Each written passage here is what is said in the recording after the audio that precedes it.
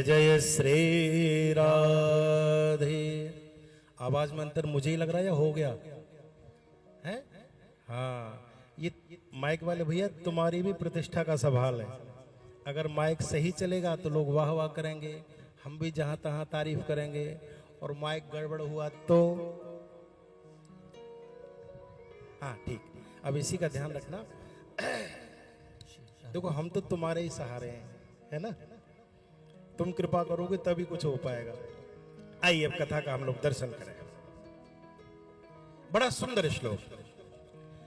भाग्योदयेन बहुजन्म समर्जितेन सत्संगमं च लभते पुरुषो यदा वै अज्ञान हेतु कृत्रिमोह मदांधकार नाशं विधाय हि तदो दयते विवेकः।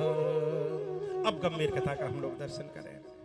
व्यक्ति के जब जन्म जन्मांतर के, युग युगांतर के पुण्य एक साथ जब उसके फलित होते हैं, आहा, तब उसके जीवन में कथा सुनने का सौभाग्य प्राप्त हुआ करता है।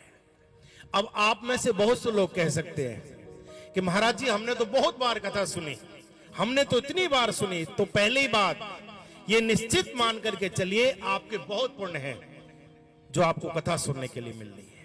दूसरी बात, कथा को सुनना, थोड़ा ई को कम करो हल्का सा, और कथा में जाना, इसमें अंतर है।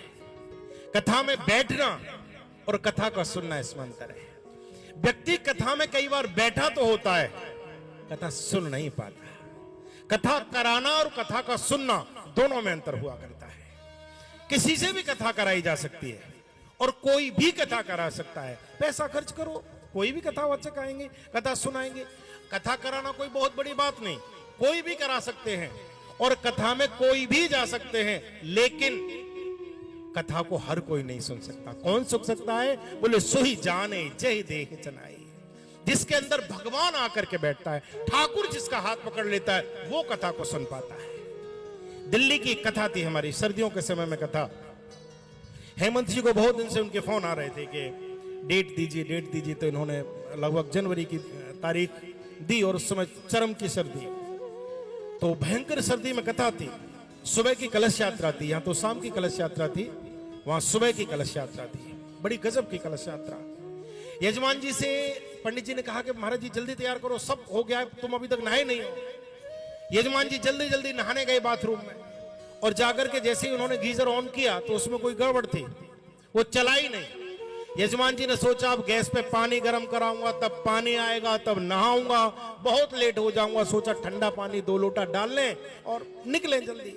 जैसे ही ठंडे पानी में हाथ डाला, एकदम करंट लगे, ऐसा पानी गुड़ुम गुड़ुम करके, जैसे अला करके, जैसे करे 1-2 लोटा पानी डाला, नहा करके बाहर निकल करके आए, कपड़े पहने, कपड़े पहनने में छींके आने लग गई, सर्दी हो गई। और जैसे ही सिर पर पोथी विराजमान करके कलश यात्रा में निकले, कलश यात्रा होकर के आई, पोथी पीठ पर विराजमान की गई, महाराज जी आए। जैसे ही हमने कथा शुरू की, तब तक यजमान जी को बुखार, हॉस्पिटल में एडमिट। डॉक्टरों ने कहा यहीं रखने पड़ेंगे, दिक्कत ज्यादा है।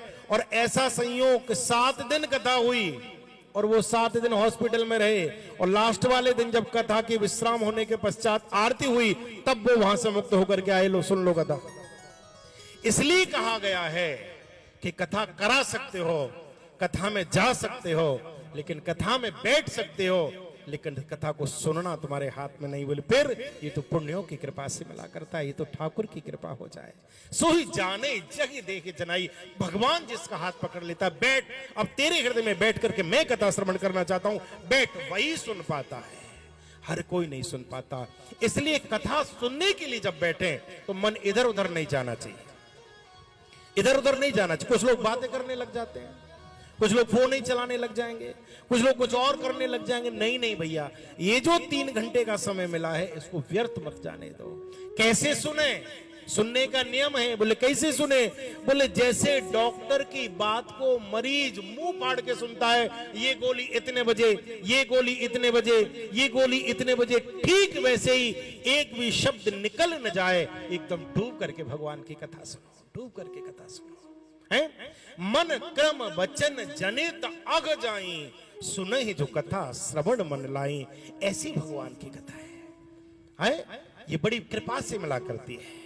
अति हरि कृपा जाहे पर होई, पाँव देह एही मार्ग सोई। वही आ सकता है कौन?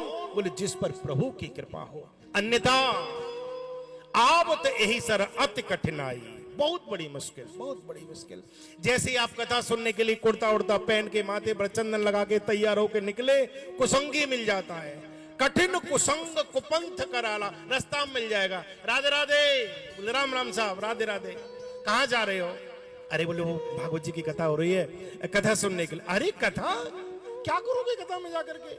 हैं? आज तो पहला दिन है और पहले दिन तो वैसे ही व्यवस्थाएं लेट रहती हैं, तो क्या आज जाकर के सुनोगे? कथा में जाके क्या करोगे? ऐसा करो, आ जाओ ना, दो दो बाजू हो जाए, थोड़ा ताश खेलते हैं ना बैठ करके। क्या करोगे वहां जाकर के? कठिन कुसंग कुपंथ कराला, वो रोकता है और धीरे से कहता है क्या कथा सुनोगे?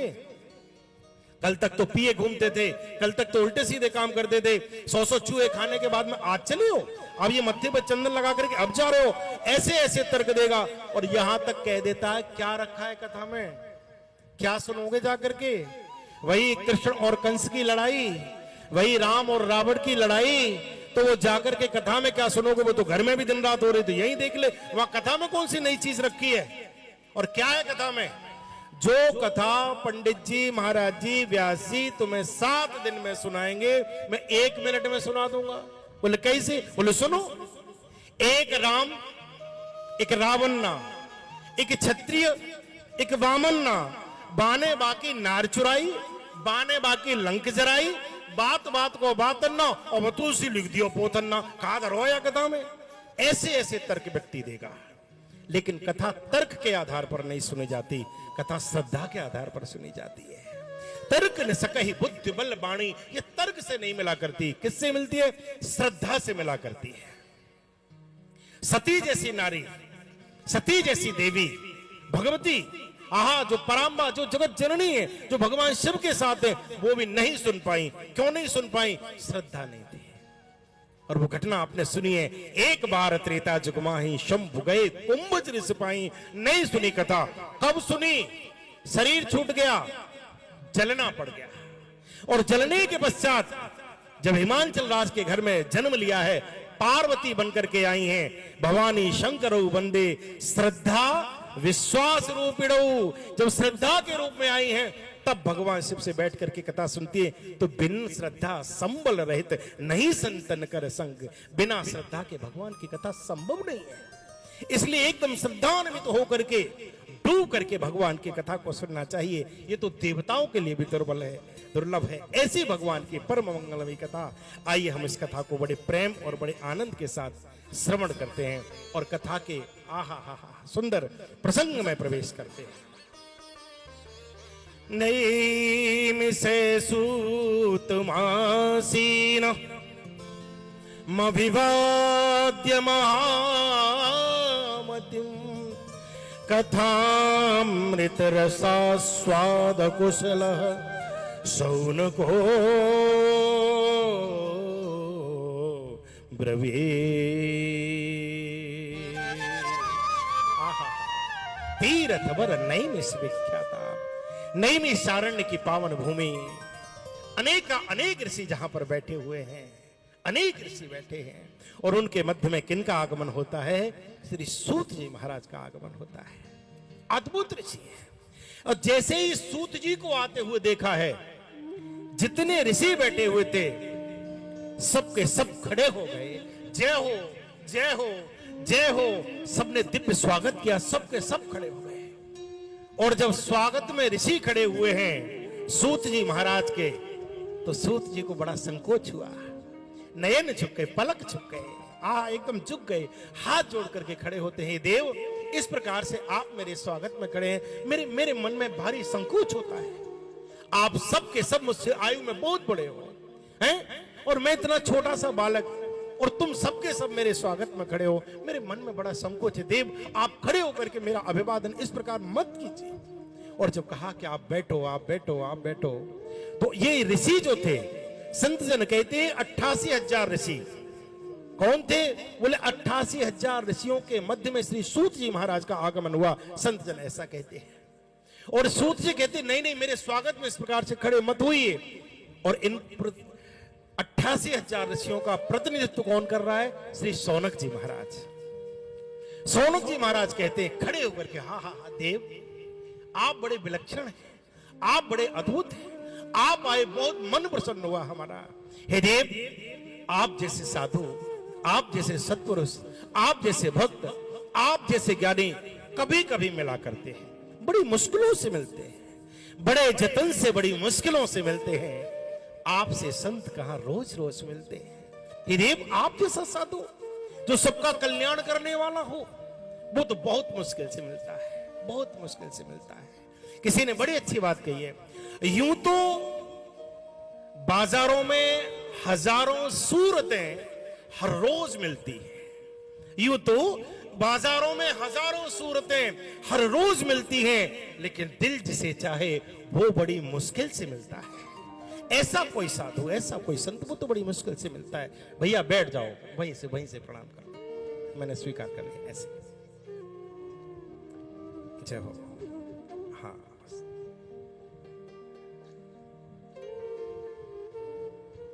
जय हो। बोलिए गोविंद भगवान की जय हो। तो ऐसे कोई साधु, ऐसे कोई संत, वो बहुत मुश्किल से मिला करते हैं। संतों ने कहा देव हम पर कृपा कीजिए, हम पर कृपा कीजिए। सबके सब खड़े हो गए। सूत जी कहते नहीं नहीं, मैं तो बहुत छोटा हूं आयु में, आप बहुत बड़े हैं। और बड़ा सुंदर श्लोक कहते हैं यहाँ पर, धन वृद्धा बल वृद्धा आयुर्वृद्धास्तथैव च ते सर्वेपि ज्ञान वृद्धाश्च किंकरा शिष्य किंकरा।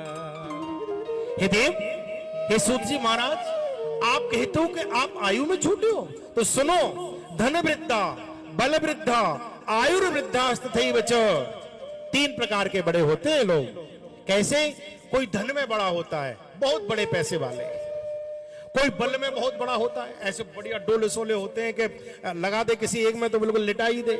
धन वृद्धा, पैसे में बड़ा व्यक्ति, बल वृद्धा, बल से युक्त व्यक्ति, और एक और बोले कौन सा? बोले आयुर्वृद्धास्तथैव च, आयु में बहुत बड़ा।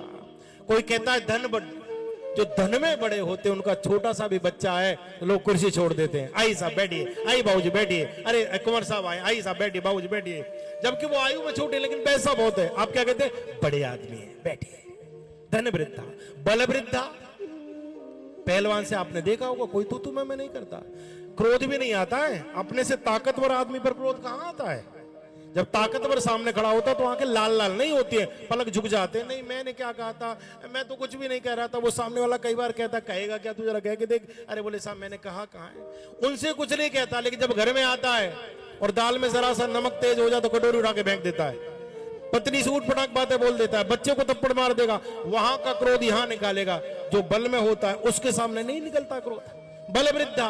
तीसरा आयुर्वृद्धास्तथैव च, कितने बड़े? बोले 90 साल के। कितने बड़े? बोले ये तो 100 साल के। कितने? अरे बोले ये तो 110 साल के हो गए। लेकिन संत जन कहते हैं धन वृद्धा, बल वृद्धा, आयुर्वृद्धास्तथैव च, इन तीनों में कौन बड़ा? बोले ते सर्वे। कौन बड़ा है? बोले जिस पर ज्ञान होता है, जो ज्ञान में बड़ा होता है वही बड़ा होता है। क्योंकि धन का जो बल है वो घट जाता है। जो करोड़पति थे, जो करोड़ों रुपए के मालिक थे, वो आज सड़क पर आकर के बैठ गए। देखते देखते हाथ में झोपड़ी आ गई, सब कुछ चला गया, छोटे हो गए। धन वृद्ध आयुर्वृद्धास्तथैव च। बल में क्या बढ़िया डोले सोले थे, टीवी बन गई, सेंटी से हो गए, डंडा लेकर के चलने लगे। लोग कहते तो अरे ऐसे थे ऐसे हो गए, कुछ पता नहीं कैसे थे कैसे क्या हो गए हैं, कैसे से कैसे हो गए। देखते देखते वो कैसे से कैसे हो गए। और आयुर्वृद्धास्तथैव च, आयु भी एक न एक दिन विश्राम ले ही लेती है। चाहे आप 100 साल जियो, चाहे दूर कितना भी जो लो, एक न एक दिन जिंदगी की शाम जरूर होनी है।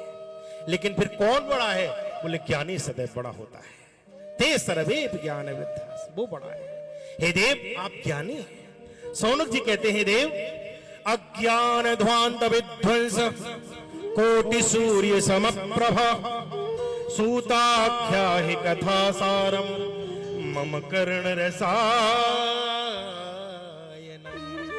हा हा, सौनक जी कहते हैं, देव आप आए हैं, हम पर कृपा करो। हमारे हृदय में जो अज्ञान का अंधकार है इसको दूर कीजिए।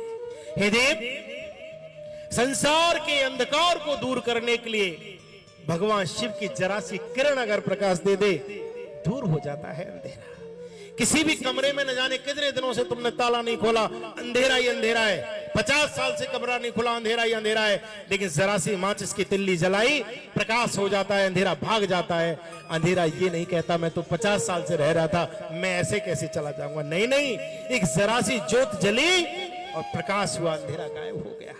हे देव संसार के अंधकार को दूर करने के लिए जरा सा प्रकाश पर्याप्त है, लेकिन हृदय में जमा जो अज्ञान का अंधकार है वो हजारों सूर्यों के प्रकाश से भी नहीं जा सकता, वो तो केवल ज्ञान के प्रकाश से जाएगा।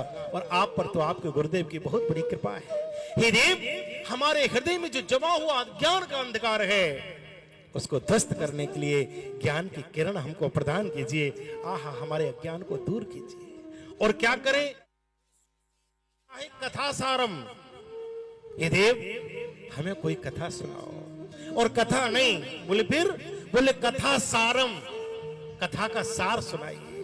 और सुनिए भैया, हम जितने भी सब बैठे हैं सब कथावाचक हैं, सब कथा सुनाते हैं। आप लोग गए होंगे शायद कलकत्ता की तरफ आप गए हो, हमारी कथा थी, हम गए हैं उधर कथा करने के लिए। तो वहां नॉर्मल जैसे हम लोग कहते हैं अपनी बात बताओ, तो वहां कहते हैं कथा बोलवो। तो कथा बोलवो का मतलब होता है अपनी बात बताना। नॉर्मली हम जो बोलते हैं ना, ये सब कथा, आपन कथा कही में गाई, ये सब अपनी अपनी कथा ही तो सुनाते हैं। तो कथा नहीं चाहिए, कथा तो सब सुना रहे हैं। कोई कैसी कथा सुना रहा है, कोई अपनी यही सुना रहा है कि मैं इतनी बार विदेश चला गया, मैंने इतनी कथाएं कर दी, हमने वहां कथा की थी, हम तो वहां भी कथा करने गए थे, अजी हमने तो वहां भी कथा कर दी, हमने बहुत कथा करी, हम तो ऐसी कथा करते हैं। कोई ये कथा सुना रहा है, कोई कहता है मेरा बेटा ऐसा, कोई कहता है मेरी बेटी इतनी बड़ी अधिकारी, कोई कहता है मुझ पे पैसा इतना, कोई कहता है मेरी जमीन इतनी। सब अपनी अपनी गा रहे हैं, सब अपनी अपनी कथा कह रहे हैं। लेकिन कथा क्या है? बोले सूताख्या है कथा सारम, कथा का सार क्या है? बोले कथा का सार तो भगवान की कथा है, जो भगवान की कथा सुनाता है वही कथा है। बाकी तो सब व्यथा है, व्रथा है। राम कथा, भागवत कथा, यही कथा है, बाकी तो सब व्यथा है। सूताख्या है कथा सारम, कोई कथा का सार सुनाइए। अच्छा जी, उससे होगा क्या? बोले सूताख्या है कथा सारम मम कर्ण रसायनम, मेरे कानों में रसायन घोल दे। आहा, आनंद की लहरें। रसायन चाहिए, रसायन चाहिए। राम रसायन तुम्हारे पासा सदा रहो रघुपति के दासा, सदा रहो रघुपति के दासा। राम रसायन, भगवान की कथा। क्या परिणाम? बोले मम कर्ण रसायनम, मेरे कानों में रसायन घोल दे, मेरे हृदय में आनंद की लहर झूमने लगे, लहरें झूमने, आनंद आने लगे, मैं नाचने लग जाऊं। ऐसी कथा सुनाइए। मम कर्ण रसायन, क्यों सुनाए ऐसी कथा? चिंतामणिर्लोक सुखम सुरद्रुः स्वर्ग संपदम प्रयक्षति गुरुः प्रीतो वैकुंठम योगी दुर्लभम। चिंतामणि का ये स्वभाव होता है, अगर चिंतामणि के पास जाकर के आप कोई भी संसार की वस्तु मांगो मिल जाएगी। और स्वर्ग संपदा, कल्प वृक्ष के पास जाकर के आप स्वर्ग का कोई भी भोग मांगिए, कुछ भी सुख मांगिए, मिल जाएगा। लेकिन चिंतामणि और कल्प वृक्ष से कहो कि भगवत प्राप्ति करा दो, तो ये दोनों नहीं करा सकते। ये किससे होगा? बोले ये इनसे नहीं हो पाएगा। वैकुंठम योग दुर्लभम, इनसे नहीं होगा। बोले फिर किससे होगा? बोले जिस पर गुरु की कृपा हो, आप जैसा साधु कोई आ जाए, वो भगवान की प्राप्ति करा सकता है। ये देव हमारे बड़े सौभाग्य हैं, आपका दर्शन हुआ, हम पर कृपा कीजिए। एक और बात आपसे निवेदन करें, क्या मांगा? बोले कृष्ण प्राप्ति करम साधनम तद्वदाधुना। कृष्ण प्राप्ति करम शाश्वत। शाश्वत क्या? बोले कृष्ण की प्राप्ति जिससे हो, ऐसा कोई साधन बताइए जिससे हमें भगवान मिल जाए। साधुओं के पास हम भी जाते हैं और साधु साधु भी मिलते हैं, लेकिन साधु साधु मिलकर के क्या मांगते हैं, ये 20 प्रमाण आपने सुने होंगे। यही प्रयाग की घटना, अभी कुछ ही दिन पूर्व कुंभ था, यही प्रयाग की घटना। याज्ञवल्क्य जी और भरद्वाज जी जब मिलते हैं, याज्ञवल्क्य राके पद टेकी, भरद्वाज जी रोक लेते हैं। क्या मांगते हैं, क्या पूछते हैं? बोले राम कवन पूछो मुनि तो ही। कथा सुनाइए। शंकर जी भी कुंभ ऋषि के आश्रम में जाते हैं, क्या मांगा? कथा मांगी। और जब शंकर जी ने कुंभ ऋषि से कहा कि दक्षिणा में कुछ मांग लो, तो बोले नहीं नहीं प्रभु। बोले फिर क्या चाहिए? आहा हा हा। बोले भक्ति चाहिए, भक्ति का उपदेश चाहिए। संत कहता है मुझे कोई कुछ ऐसा कीजिए। बोले भक्ति बढ़े मेरी। साधु साधु के पास जब बैठता है, भक्त साधु के पास जब जाता है, तो क्या मांगते हैं? आत्मोद्धार के लिए, अपने उद्धार के लिए भगवान की कथा मांगते हैं। कृष्ण प्राप्ति, भगवान की प्राप्ति हो। और हम जब साधुओं के पास जाते हैं तो क्या मांगते हैं? महाराज जी बहू नहीं मिल रही, बहू मिल जाए। महाराज जी अभी प्लॉट है, नींव नहीं लग पा रही, पैसे की जुगाड़ हो जाए, थोड़ा घर बन जाए, ऐसा आशीर्वाद दीजिए। महाराज जी देखो ना इनका काम ठीक नहीं चल रहा है, इनका काम बढ़िया चलने लग जाए, ऐसा आशीर्वाद। महाराज जी लड़के की जॉब नहीं लगी। महाराज जी मेरे एक आई थी माता जी, तो मंच पर आकर के उन्होंने मुझे प्रणाम किया, माला पहनाई और लिफाफा वगैरह रखा, और प्रणाम करने के बाद बोली महाराज जी मेरे सिर पर हाथ रख दो। तो मैंने कहा महाराज माता जी मैं आपको प्रणाम कर रहा हूं, ऐसे ही तो सिर पर हाथ रखवा के क्या करोगी? बोले नहीं नहीं हाथ रख दो सिर पर। मुनी मैया खुजली आ जाएगी सिर में, कहा करेगी हाथ धरवा के? अरे बोले मेरे घुटनों में बड़ा दर्द रहता है, आप मेरे सिर पर हाथ रख दो। मैंने कहा माता जी पिछले 10 साल से कमर से मैं परेशान हूं, मैं आज तक अपने हाथ रख के अपना दर्द दूर नहीं कर पाया, तुम्हारा क्या दूर? ऐसे हाथ रखने से दर्द दूर हो रहा है? तो फिर डॉक्टरों की क्या जरूरत है? हाथ रखने से ही। और ऐसा कोई करता है तो मूर्ख बनाता है, समझ लेना चाहिए है? किसी साधु के पास जाओ, संत के पास जाओ, गुरु के पास जाओ, ये सब चीजें मत मांगो, ये तो मिल जाती है प्यारे, ये मांगने नहीं पड़ती। ये कोई मांगने की चीज थोड़ी ना, ये तो मिल जाया करती है। साधु के पास जाओ तो एक ही बस चरणों में बैठकर बोले प्रभु के चरणों में मेरी प्रीति कैसे बढ़े, भगवान के चरणों में मेरी रति कैसे चाहिए, जन्म जन्म रति चाहो, मैं केवल जन्म जन्मांतर एक ही चीज चाहता हूं। बोले क्या? बोले प्रभु के चरणों की शरण मिले, मुझे ठाकुर का भजन करने में मेरा मन लगे। आप में से कितने लोग वृंदावन बिहारी जी के दर्शन करने गए? कितने लोगों ने दर्शन करा बिहारी जी का? यजमान जी नहीं गए हमारे? नहीं, जरूर अब इस कथा के बाद बिहारी जी जरूर आना। हाँ, बिहारी जी के चरणों में जाइए, उनका दर्द। देखो हम मंदिरों में जाते हैं, मंदिरों में क्या मांगते हैं? ये मिल जाए, वो हो जाए, ऐसा हो जाए। हम भगवान को नहीं मांगते, हम भगवान से मांगा करते हैं, हम भगवान को नहीं मांगते। एक और बात, कोई व्यक्ति मंदिर में जाकर के ये नहीं कहता हे प्रभु बहुत दिन हो गए बेईमानी करते करते मेरी बेईमानी करने की आदत छूट जाए, ये कोई नहीं कहता। क्या कहते? हे प्रभु बेईमानी तो चलती रहे लेकिन पकड़ी न जाए, बस इतनी कृपा कर दो, ऐसे मांगते हैं। नहीं नहीं, आप साधु के पास जाएं, संत के पास जाएं, प्रभु के चरणों में जाएं, केवल उनके चरणों में प्रीति बढ़े। कृष्ण प्राप्ति करम शाश्वत है, साधनम तद्वदाधुना। आप पर आपके गुरुदेव की बहुत बड़ी कृपा है। आहा क्या भरोसा है इस जिंदगी का। हे देव वो चाहिए। बोले क्या चाहिए? बोले जिससे भगवान के चरणों में हमारी प्रीति बढ़े, हमको वो चाहिए। क्योंकि जीवन का कोई भरोसा नहीं, जिंदगी का कोई भी भरोसा नहीं है। आहा हा,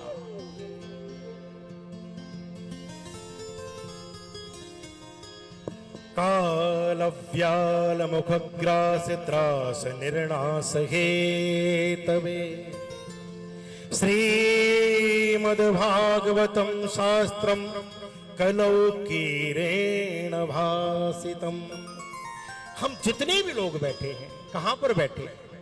कोई कहेगा हम गद्दे पर बैठे हैं, कोई कहेगा हम सोफा पर बैठे हैं, कोई कहेगा हम व्यासपीठ पर बैठे हैं, कोई कहेगा हम अमुक पद पर बैठे हैं, कोई कहेगा नहीं नहीं हम तो वहां बैठे हैं। नहीं नहीं भैया, भागवत बताती है कहां बैठे हैं। बोले काल व्याल मुखग्रास, हम जितने भी हैं काल रूपी सर्प के मुख पर बैठे हुए हैं।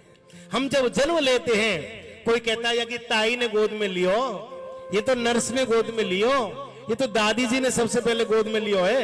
ना है भैया, कौन ने लियो सबसे पहले? भागवत बताती है कालव्याल मुखग्रास त्रास निर्णासित वे। हमें सबसे पहले अपनी गोद में काल लिया करता है, हम उसके मुख में बैठे हुए हैं, उसके मुख में बैठे हुए हैं। और वो जब तक बंद नहीं हो रहा है तभी तक पटर पटर बोले जा रहे हो, और जिस दिन वो अपना मुंह बंद कर लेता है उसी दिन सारा खेल खत्म हो जाता है। आपने देखा होगा, क्या कहते हो? अरे बोले अभी अभी तो खाना खा के गए थे, अभी अभी तो फोन पे बात कर रहे थे, अरे शाम तो मैंने रोड पर घूमते हुए देखे थे। कोई कहता थाली लगा के रख दी थी, निवाला तोड़ा ही था, मुंह पे भी नहीं जा पाया, वहीं का वहीं रह गया और गिर गए। क्या हुआ? बोले कालव्याल मुखग्रास, उसने मुख बंद कर दिया और लीला समाप्त हो गई। इसलिए भैया एक निवेदन है आपसे, जिंदगी का कोई भरोसा नहीं, कोई भरोसा नहीं है, कोई भरोसा नहीं। भक्त भगवान से कहता है उजाले अपनी कृपा के हमारे साथ रहने दो, न जाने जिंदगी की किस गली में शाम हो जाए कुछ पता नहीं। इसलिए भगवान का स्मरण करते रहना चाहिए, एक पल की भी खबर नहीं। किसी ने बड़ा सुंदर गाया है, आइए हम भी 2 मिनट उसका स्मरण करें। सांस रुक जाएगी चलते चलते, शम्मा बुझ जाएगी जलते जलते, दम निकल जाएगा रोशनी का। क्या क्या भरोसा है इस जिंदगी का, क्या भरोसा है इस जिंदगी का, साथ देती नहीं ये किसी का, साथ देती नहीं ये किसी का, साथ देती नहीं ये किसी का, साथ देती नहीं ये किसी का, क्या भरोसा है इस जिंदगी का, क्या भरोसा है इस जिंदगी का, वो क्या भरोसा है इस जिंदगी का, क्या भरोसा है इस जिंदगी का। मीठी मीठी ताली बजाते हुए मस्ती के साथ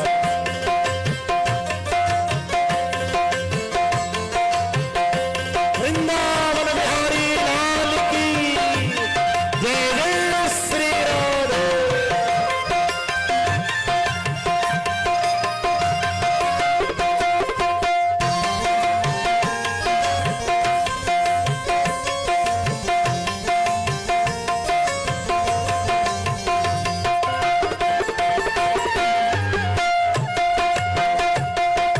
एक बार कहिए बाबा बिहारी लाल की जय हो।